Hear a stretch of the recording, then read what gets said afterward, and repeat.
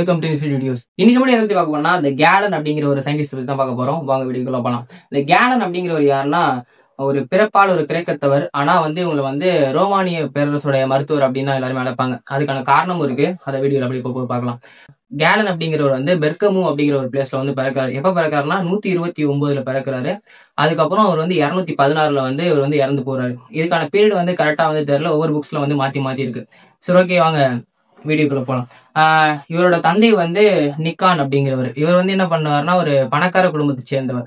அதனால இவங்க என்ன பண்ணுவாங்கன்னா ஆரம்ப காலகட்டத்துல இவரோட வீட்லயே இவரோட கல்வி புரியுறாரு. அதுக்கப்புறம் அந்த கேலன் அப்படிங்கிறவர் என்ன பண்றாருன்னா அங்க இருந்து அலெக்சாண்ட்ரியா அப்படிங்கிற ஒரு ஊருக்கு பயணம் மேற்கொள்றாரு. எப்பனா தன்னோட தந்தை இவரோட 19வது வயசுல இறந்து போனதுக்கு அப்புறம் அலெக்சாண்ட்ரியா அப்படிங்கிற ஊருக்கு இவர் பயணம் பண்றாரு.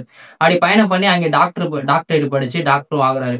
அதுக்கப்புறம் அவர் திரும்பி அவரோட சொந்த ஊருக்கு வராரு. அப்படி சொந்த ஊருக்கு அவருக்கு வந்தோடனே அவருக்கு பெரிய செல்வாக்கு கிடைச்சா அப்படின்னு கேட்டுச்சா அவருக்கு கிடைக்கல. அதனால தன்னோட 32வது வயதுல என்ன பண்றாருன்னா அவர் ரோமுக்கு குடிபெயர்றாரு. அப்படி ரோமுக்கு போனதுக்கு அப்புறம் அங்கே பார்த்தோம்னா அங்க மார்க்ஸ் அரேலியஸ் அப்படிங்கிற பேரரசர் இவருக்கு பெரிய ஆதரவு கொடுக்குறாரு.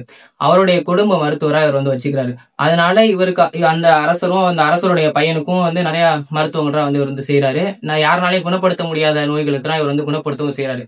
அதனால இவரோட புகழ் பெருசா பரவுது. அதுக்கப்புறம் இவர் லைஃப்ல ஒரு டர்னிங் பாயிண்ட் நடக்குது. என்னன்னா இந்த ரோம்ல கொலோசியம் அப்படிங்கிற ஒரு பிளேஸ் இருக்கும். எல்லாருக்குமே தெரியும், இந்த உலக அதிசயத்துல ஒண்ணு. அதுல என்ன பண்ணுவாங்கன்னா இந்த கிளாடியேட்டர்ஸ் அப்படிங்கிறவங்க சண்டை அடிச்சுக்க விடுவாங்க. நம்ம ஊர்ல எப்படி இந்த ஆடு அப்புறம் கோழியெல்லாம் சண்டை அடிச்சுக்க விடுவோமோ அந்த மாதிரி மனுஷங்களை இங்க சண்டை அடிச்சுக்க விடுவாங்க.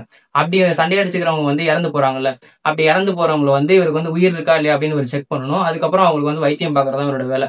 அப்படி வைத்தியம் பாக்குறதுனால இவர் மனித உடல் சம்பந்தப்பட்ட நிறைய விஷயம் அவர் கத்துக்கிறாரு. அப்படி கத்துக்கிட்டாலுமே இவரால ஒரு விஷயம் பண்ண முடியல. என்னன்னா எந்த ஒரு மனுஷனையுமே உடல்ல இவனால ஆராய்ச்சி செய்ய முடியல. உங்களுக்கு உடனே ஒரு சந்தேகம் வரலாம், இவ்வளவு பேர் இறந்து போறாங்க, அவங்களோட உடலை ஆராய்ச்சி பண்ண முடியாதா அப்படின்னு சொல்லி நீங்க நினைக்கலாம். ஆனா அந்த காலத்துல ஒரு இறந்து போற மனுஷனுடைய உடலை ஆராய்ச்சி பண்றதுங்கிறது சட்டப்படி தப்பு. அதனால இவர் என்ன பண்றாருன்னா இந்த ஆப்பிரிக்க குரங்குலாம் வர வச்சு அந்த ஆப்பிரிக்க குரங்குல என்ன பண்றாருன்னா அதுங்க உடம்பு அறுத்து ஆராய்ச்சி பண்றாரு. அப்படி ஆராய்ச்சி பண்ணி இவர் கண்டுபிடிச்சது 2 விஷயம். என்னன்னா ஒண்ணு இந்த நரம்பு மண்டலத்துக்குலாம் மூளை மொத்தம் ஒரு பகுதியை ஒரு ஹெட்னா அது மூளை தான் அப்படிங்கிற விஷயத்தை கண்டுபிடிக்காரு.